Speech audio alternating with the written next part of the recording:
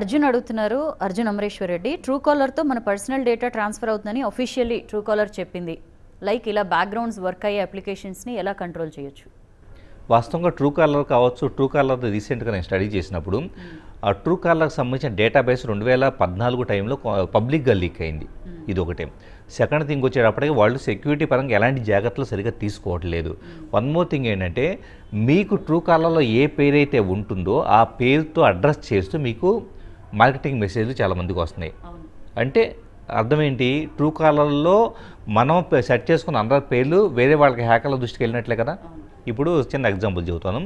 1234 ABCD అని ఒక వ్యక్తి తన పేరుని అలా పెట్టుకున్నాడు ట్రూ కాలర్లో. అంటే మన పేరుని మార్చుకోవచ్చు యాక్చువల్గా మనంగా కూడా.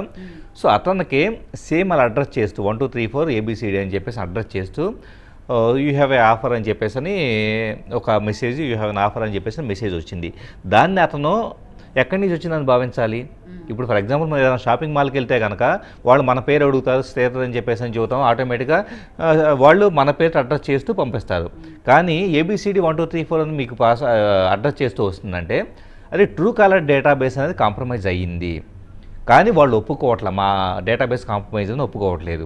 సో ఇలాంటి అప్లికేషన్స్ ఎప్పుడు వాడినా కూడా ఆ సంస్థలు కూడా చాలా జాగ్రత్తగా ఉండాలి యూజర్స్ డేటా కాపాడటం విషయంలో.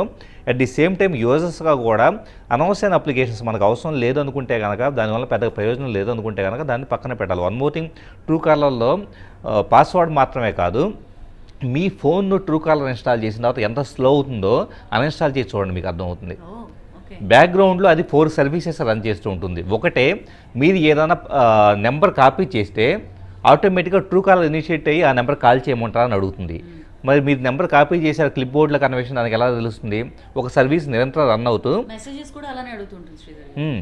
మెసేజెస్ కూడా మీరు ఏం కాపీ చేస్తున్నారు అన్నదే అది నిరంతరం ఒక సర్వీస్ బ్యాక్గ్రౌండ్లో మానిటర్ చేసి అది నెంబర్లా కనపడితే వెంటనే కాల్ చేయమంటారని అడుగుతుంది. వన్ మోర్ థింగ్, కాళ్ళు మనం మాట్లాడిన తర్వాత స్క్రీన్ అడుగు భాగంలో ఒక చిన్న బ్యానర్ లాగా వస్తుంది చూసారా, ఆ బ్యానర్ డిస్ప్లే చేయడం కోసం ఇంకో సర్వీస్ రన్ అవుతుంది. సో ఇలాగా 3 to 4 సర్వీసెస్ బ్యాక్గ్రౌండ్లో రన్ అవ్వటం వలన అది ఎల్లప్పుడూ రన్ అవ్వటం వల్ల మీ ఫోన్ స్లో అవుతుంది. ఎగ్జాక్ట్లీ.